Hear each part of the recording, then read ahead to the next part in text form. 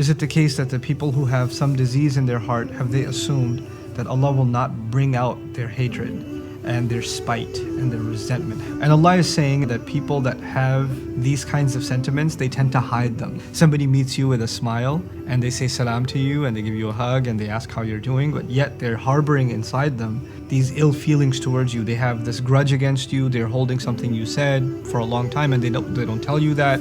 And you'll never get an idea. You won't have a clue that they're holding this against you. And as a matter of fact, it comes out in other people's gatherings, and when they're among their other friends or whatever, they'll talk about you and they'll say things about you. But when they meet you, it's all good. And Allah calls them out on this. And first of all, He describes this as a disease of their hearts. It's a spiritual disease. You would think the disease of the heart is when somebody doesn't remember Allah, or when someone is heedless, or they become greedy, or they become materialistic and they're not spiritual enough. Part of the meaning of people who have a disease in their heart is actually people who have resentment towards others in their heart.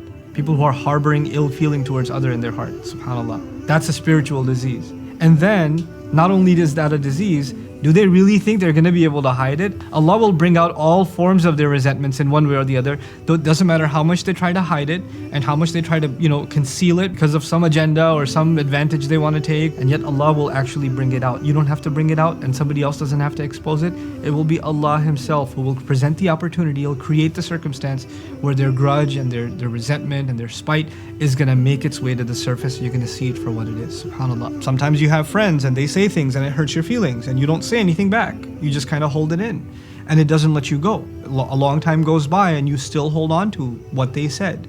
It does put a crack in your relationship with that friend or with that whoever, that relative, but you don't bring it up to them. I have a policy that I'd even like to recommend when it comes to this stuff. You shouldn't hold back. You should actually be loving and transparent and honest in the relationships that you have in life. If somebody did say something that hurt your feelings and you've been harboring it for a long time, don't let it turn into a disease inside your heart.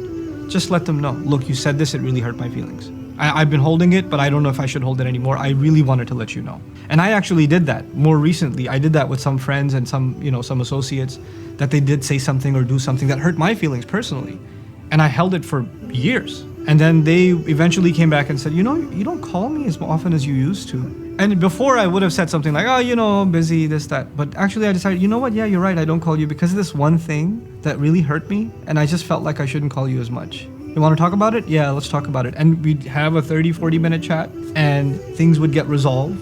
And actually our relationship would become better than it ever had been before. Just because you came clean. We're not angels. We don't forget this stuff. We have to resolve it. It's okay. It's okay when people resolve things with each other.